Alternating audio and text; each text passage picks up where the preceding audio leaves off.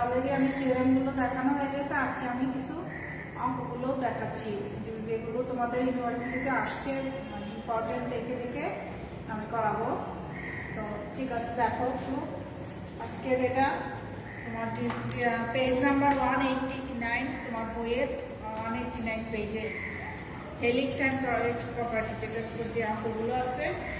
Problem 2তে দেখো কি বলা আছে, শো দ্যাট যে এরকম একটা sin θ by sin phi d θ by d phi equal to minus kappa by tau if the tangent and the binormal at a point of a curve make angles theta and tan চিহ্ন and phi respectively with a fixed direction। তাহলে তোমার দেখাতে হবে যে এটা সমান এটা।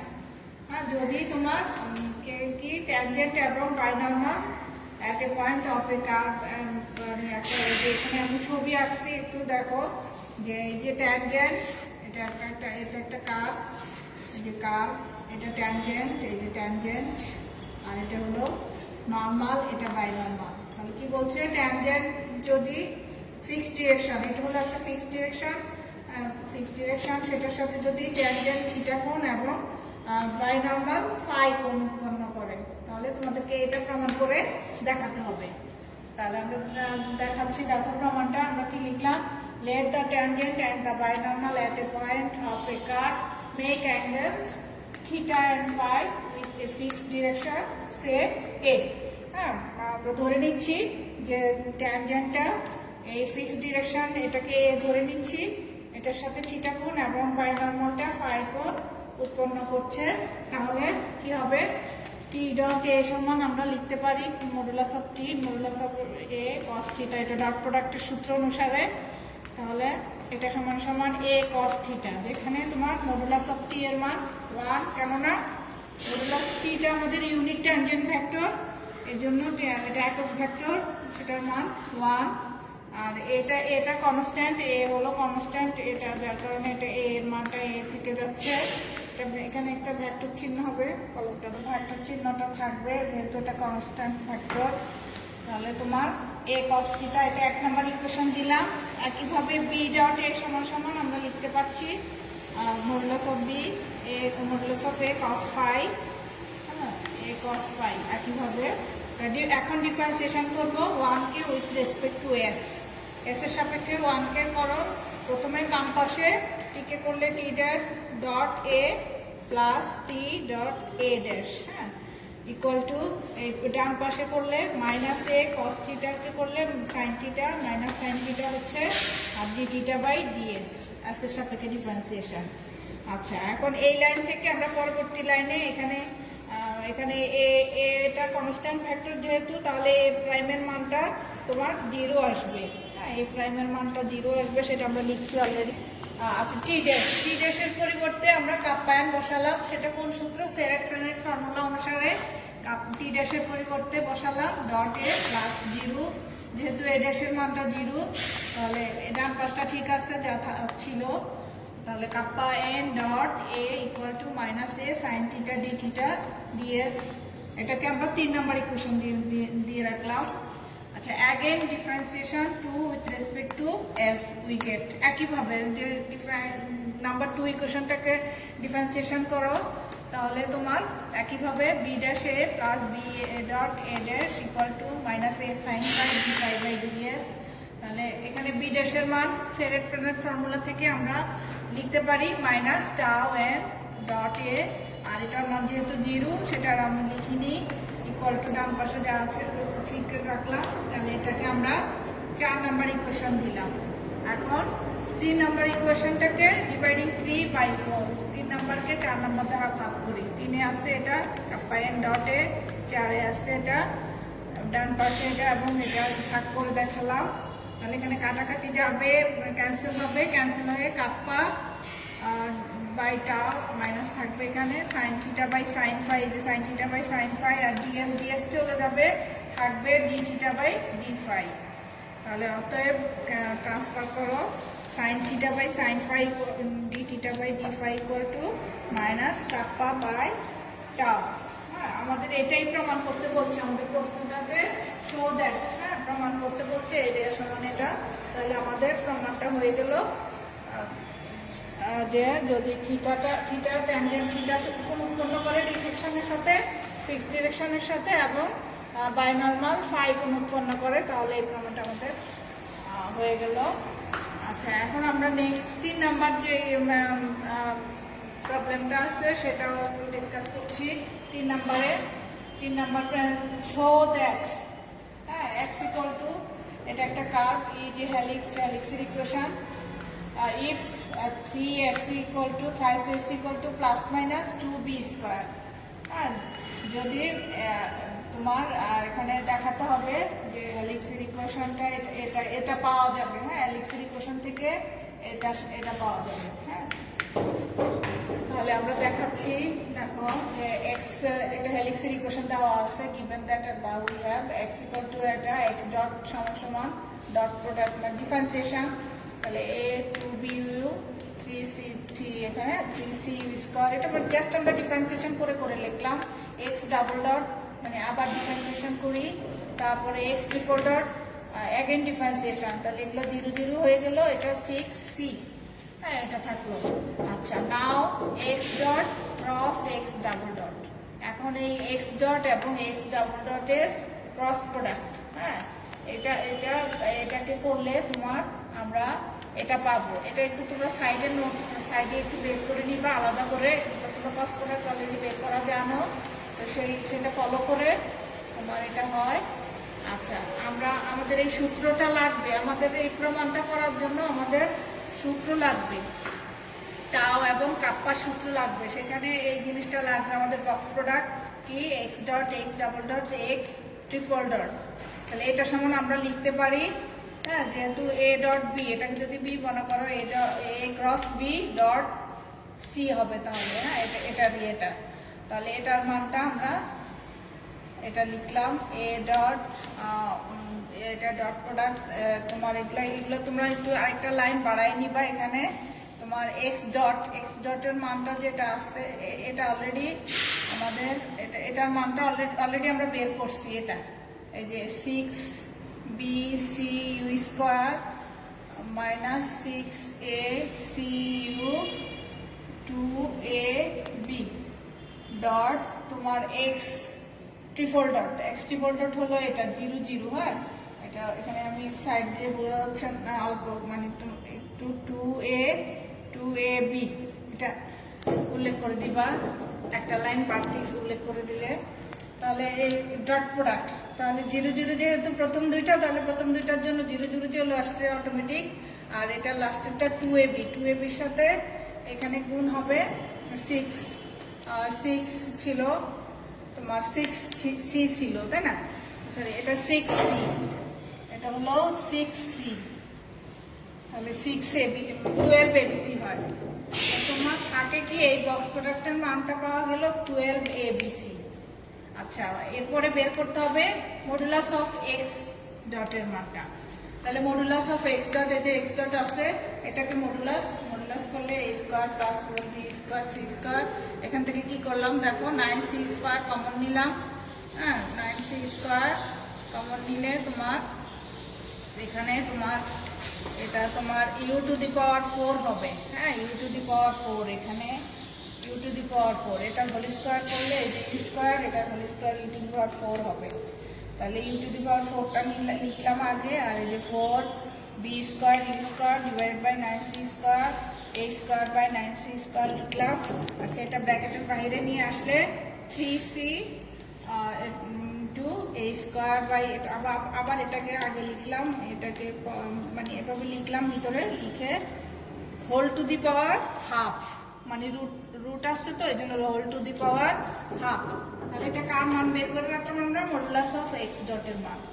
আচ্ছা, আবার modulus of x dot cross x double dot, এটার মানটাও বের করে রাখতে হবে একইভাবে, যে এটার মানটা আসছে এখান থেকে। হ্যাঁ, এটাকে তুমি এটার মডুলাস, তাহলে এটার মডুলাস করলে এটা 36b square c square u to the power 4, 36a square c square u square, যে এখান থেকে স্কোয়ার হলো 4a স্কোয়ার b স্কোয়ার। তাহলে এখান থেকে 36b square c square common নিলাম, কমন নিলে u to the power 4 plus a square b square plus a square by এটা হলো, এটাকে বাইরে নিয়ে আসলে 6bc, বাকিটা ভিতরে whole to the power half, এটা আসলো তোমার টাও বাই কাপ্পা, সমান সমান। আমরা টাওয়ের মান অলরেডি জানি, টাওয়ের মানটা জানি কি, এই যে box product of x dot x double dot x triple dot divided by তোমার modulus of x dot cross x double dot whole square, এটা হলো টাওয়ের মানটা। আর কাপ্পার মানটা আমি উল্টিয়ে একবারে দিচ্ছি, উল্টালে তোমার এটা হচ্ছে ডিভাইডেড বাই তোমার x dot cross x double dot এটা তো এটা কাপ্পার মানটা মূলত এটার উল্টাটা, যেহেতু এটা ডিভাইডেড বাই আছে যার কারণে আমি একবারে উল্টিয়ে লিখলাম।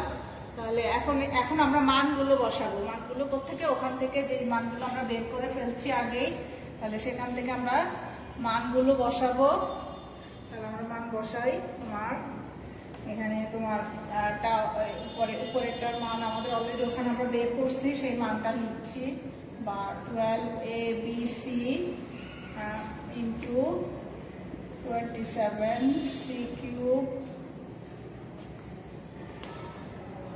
into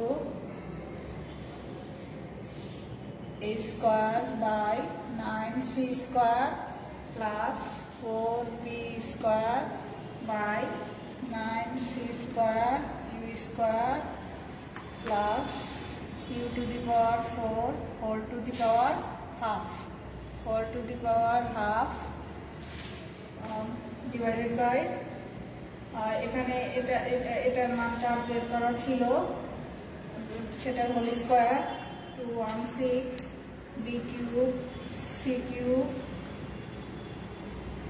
into b cube c cube into হবে a square c square by 9c square plus a square by b square u square plus u to the power 4 to the power 3/2। এটাকে number 1 equation দিয়ে রাখি।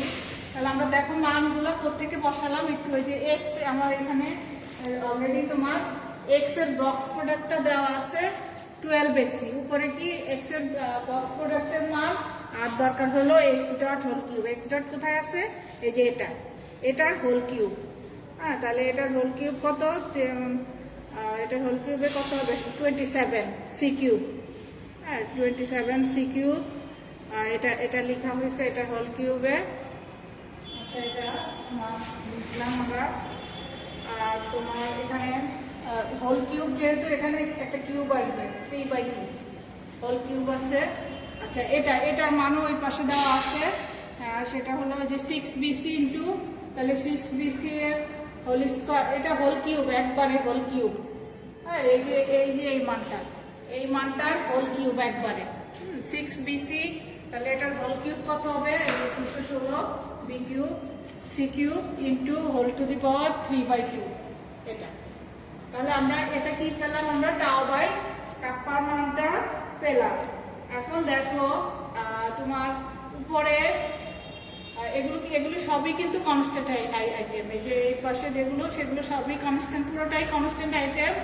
আচ্ছা, এইটা উপরেরটা নিচেরটার সাথে সমান হবে, মানে যে কখন, শুধু একটা জায়গায় ডিফারেন্স দেখো এখানে, এবং এটা ঠিক আছে, এটাও ঠিক আছে, শুধুমাত্র যদি এই ইউ স্কোয়ারের সহগ এবং এই স্কোয়ারের সহগটা যদি সমান হয়, তাহলেই কিন্তু উপরে নিচে সমান হয়ে যাবে এবং এটা একটা কনস্ট্যান্ট টার্ম পাবো। এই কথাটাকে আমরা এখন একটু লিখিতভাবে লিখছি, যে কি দি কার্ভ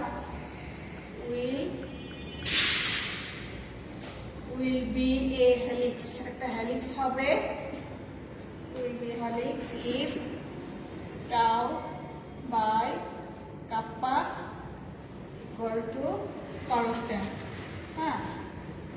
এটা যদি কনস্ট্যান্ট হয় তাহলে তার কার্ভ মানে কার্ভটা এটা কনস্ট্যান্ট হবে যদি কনস্ট্যান্ট হয়।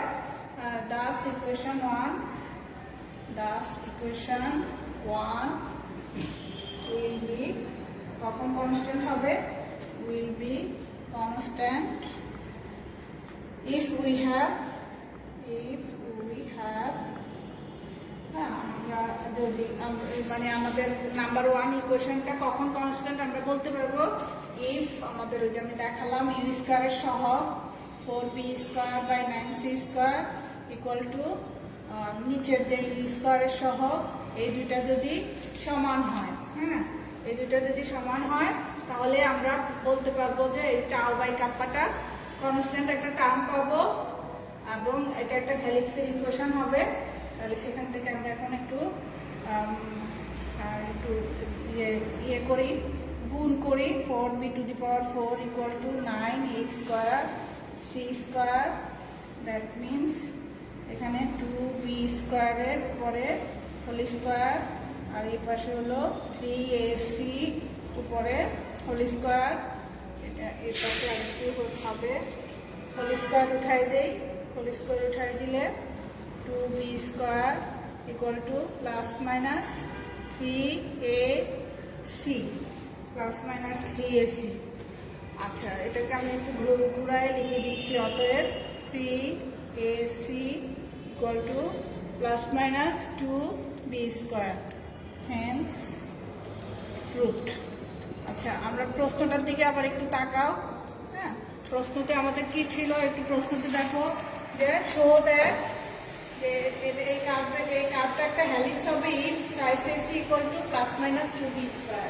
তাহলে আমরা এটা দেখালাম হ্যাঁ যে thrice ac equal to plus minus 2b square বের করে দেখানো হলো যে এই কার্ভটা একটা হেলিক্সের ইকুয়েশন। এই যে এখানে আমরা অলরেডি লিখছি যে the curve will be helix if tau by kappa equal to constant. তাহলে টাউ বাই কাপ্পাটা কখন কনস্ট্যান্ট হচ্ছে যখন এই দুইটা সমান হবে, সেখান থেকে আমরা বের করে দেখালাম যে 3ac equal two 2b plus minus 2b square. এটা আমাদের 3 নাম্বার অঙ্কটা করালাম। আচ্ছা এখন আমি যেটা তোমার 4 নাম্বার একটা ম্যাথ আছে ইম্পর্টেন্ট, এটাও বেশ কয়েকবার আসছে, এটা একটু দেখাবো, তারপর 6 নাম্বারটা একটু আলোচনা করবো। আচ্ছা দেখো 4 নাম্বার প্রশ্নটা কি আছে, show that when the car has constant torsion tau, the car y equal to minus tn, এটা t plus integration b ds has constant curvature plus minus tau। কি বললো তোমার প্রশ্নতে দেখাতে বলছে যদি তোমার এই কার্ভের টরশনটা টাও হয় তাহলে এই কার্ভের তোমার কার্ভেচার এটা হবে। এটা তোমাকে প্রমাণ করে দেখাতে হবে যে এটা কার্ভেচারটা প্লাস মাইনাস টাও হবে। আচ্ছা তাহলে আমাদের আমাদের কার্ভেচারের ইকুয়েশন এটা দেওয়া আছে, differentiation with respect two s, সেখান থেকে এক্সের মান t, এখানে ভেক্টর চিহ্ন হবে। সাপোজ আমরা ধরে নিচ্ছি y equal to y of s1, এটা একটা কার্ভের ইকুয়েশন আমরা ধরে নিচ্ছি এবং উই নো দ্যাট আমরা এটা জানি t equal to 1 by tau, t দিয়ে প্রকাশ যেখানে যে আপনার তোমার আর এগুলো আমরা radius of curvature, radius of torsion থেকে এগুলো আমরা ডেফিনিশনগুলো জানি, t ইকুয়াল টু এটা এবং r equal to 1 by kappa. Now the curve is given by, যে কার্ভটা দেওয়া আছে সেটা y সমান সমান minus tn plus integration b ds।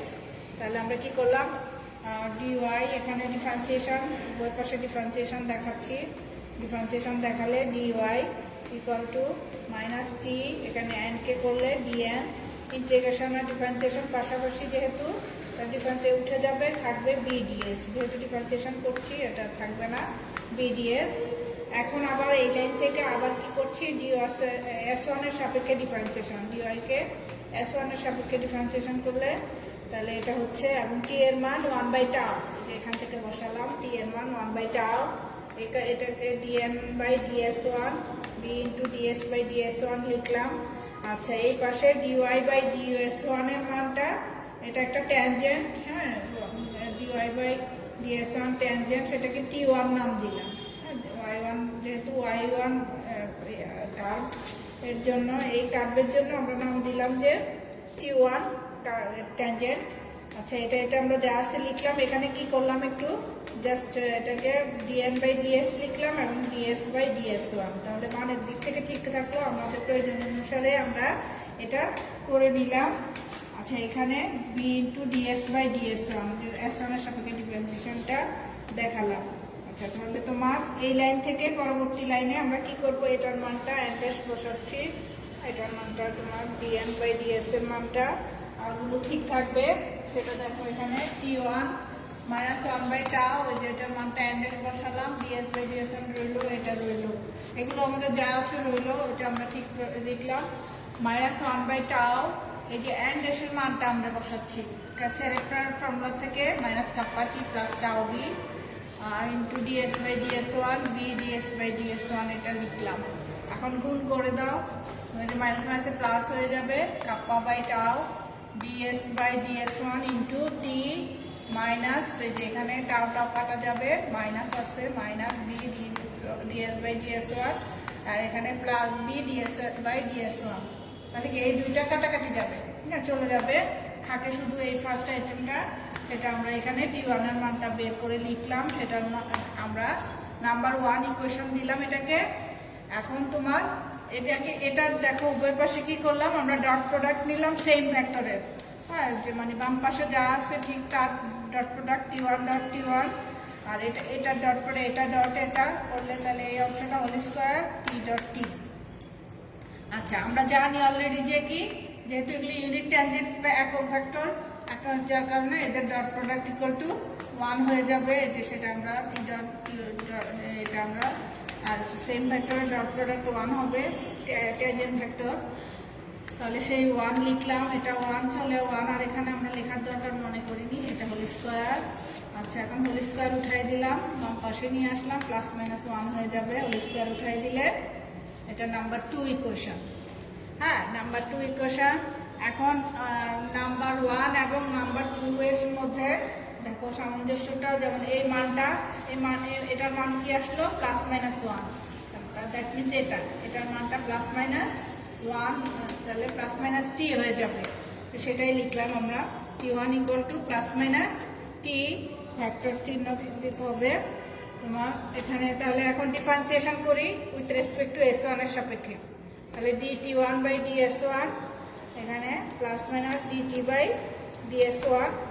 আচ্ছা এখানে তো এটাকে ডিফারেন্সিয়েশন টি ওয়ান প্রাইম লেখা যায়, প্লাস মাইনাস এটাকে ডি বাই ডিএস লিখলাম, আবার ডিএস বাই ডিএস ওয়ান করে দিলাম, তাহলে প্রথম অংশটা হবে টি ড্যাশ, প্রথম অংশটা তোমার টি ড্যাশ, এই যে এখানে লিখলাম আমি, এবং এখানে টি ওয়ান ড্যাশের মান, টি ড্যাশের মান ওই যে সেরেক্টরের ফর্মুলা থেকে আমরা কাপ্পা এন জানি, যেহেতু ওয়ান আছে সেজন্য কাপ্পা ওয়ান এন ওয়ান, হ্যাঁ N one, kappa one N one equal to plus minus, এই যে এটার মান টি প্রাইম, আর এটা ডিএস বাই ডিএস ওয়ান, আমরা যা আছে এটা ঠিক রাখলাম, এখানে কাপ্পা এন ওয়ান লিখলাম, প্লাস মাইনাস এটা থাকবে, টি ড্যাশের মান কাপ্পা এন বসালাম, ডিএস বাই ডিএস ওয়ান, এখান থেকে এন ওয়ান ইকুয়াল টু বের করলাম, এন ওয়ান বের করলে কাপ্পা ওয়ানটা নিচে চলে যাবে, plus minus kappa by kappa one n ds by ds one, এটা লিখলাম।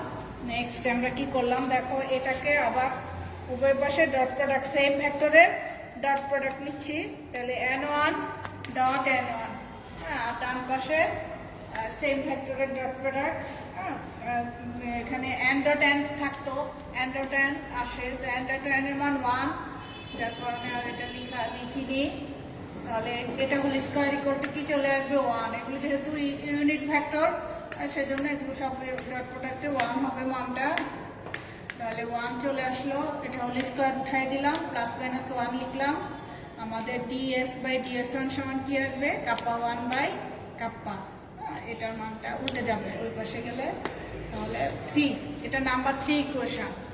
এখন using three we get from two, two থেকে আমরা এই যে টুটা কোথায় আছে এখানে, তাহলে ইউজিং থ্রি, থ্রিতে কি আছে ডিএস বাই ডিএস ওয়ান এর মান, তাহলে এই কাপ্পা বাই টাও ইন্টু ডিএস বাই ডিএসএন এর মানটা এটা বসালাম ইকুয়াল টু প্লাস মাইনাস 1। আচ্ছা, এখান থেকে দেখো, এখান থেকে আমাদের যে কাপ্পা কাপ্পা চলে যাবে, থাকবে কাপ্পা 1টা থাকে, তাহলে কাপ্পা 1 ইকুয়াল টু টাওটাকে ওই পাশে দিয়ে দিলে প্লাস মাইনাস টাও হয়ে যাচ্ছে। তাহলে আমরা যেহেতু কি বলছি, যেহেতু সিন্স টাও ইজ কনস্ট্যান্ট, হ্যাঁ টাওটা এখানে টাওটা কনস্ট্যান্ট, সো তোমার এখানে কাপ্পা 1 ইজ কনস্ট্যান্ট, কাপ্পা 1টাও যেহেতু টাওটা কনস্ট্যান্ট, অতএব এটাও যেহেতু ইকুয়াল আছে এখানে, যে অতএব কাপ্পা 1ও constant. Hence the given curve has constant curvature plus minus tau. হ্যাঁ, তাহলে আমাদের যে প্রমাণ বলছে যে আমাদের দেখাইতে হবে যে গিভেন কার্ভের কার্ভেচারটা হবে প্লাস মাইনাস টাও, সেটা এটা আমাদেরকে আমরা এটা কনস্ট্যান্ট, একটা কনস্ট্যান্ট আইটেম, সেটা আমরা প্রমাণ করে দেখালাম। তো ঠিক আছে, আমাদের মানে এই চ্যাপ্টারটা আমরা শেষ করছি। আর এখানে 2-3টা ডেফিনিশন আছে, এটা একটু দেখে নিও তোমরা। স্পাইরাল কি জিনিস, পিচ অফ দিয়ে আমরা সেটা একটু দেখে নিও। তাহলে এই চ্যাপ্টারটা মোটামুটি শেষ। পরবর্তী অধ্যায়ে পরবর্তী যে অধ্যায় আছে, তো নেক্সট ক্লাসে আমরা পরবর্তী অধ্যায়ে যাব। আল্লাহ হাফিজ।